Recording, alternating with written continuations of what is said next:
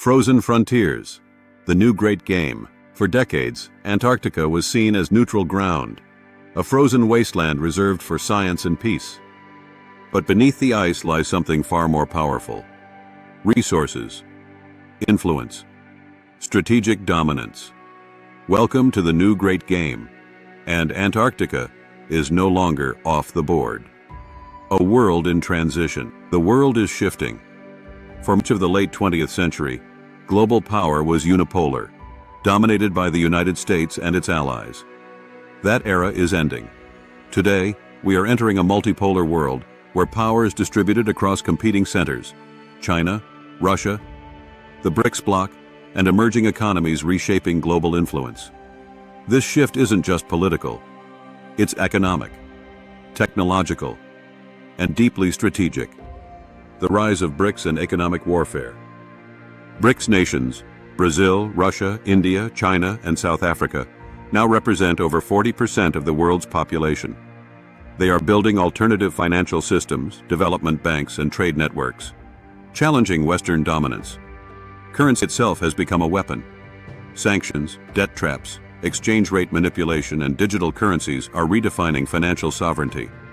The battle is no longer fought only with tanks, but with money, technology, and supply chains. Resource nationalism and the scramble for control. Narrator: as global competition intensifies, nations are tightening control over their natural resources. This resurgence of resource nationalism is redefining international relations. Energy, food, rare earth elements, semiconductors. Who controls these controls the future? And that brings us to the last untouched frontier on Earth: Antarctica. The silent power shift. Antarctica holds vast, largely untapped reserves of fresh water, minerals, and possibly oil and gas.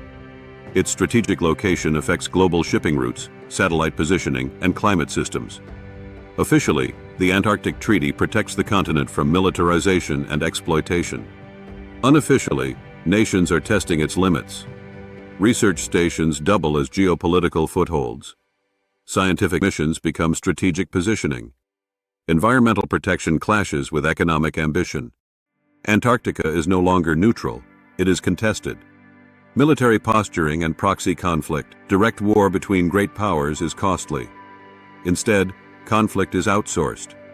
Proxy wars, cyber warfare, surveillance, technological dominance. Antarctica may not host armies, yet, but it is already a testing ground for advanced technologies, satellite systems, and covert capabilities. The ice hides more than science.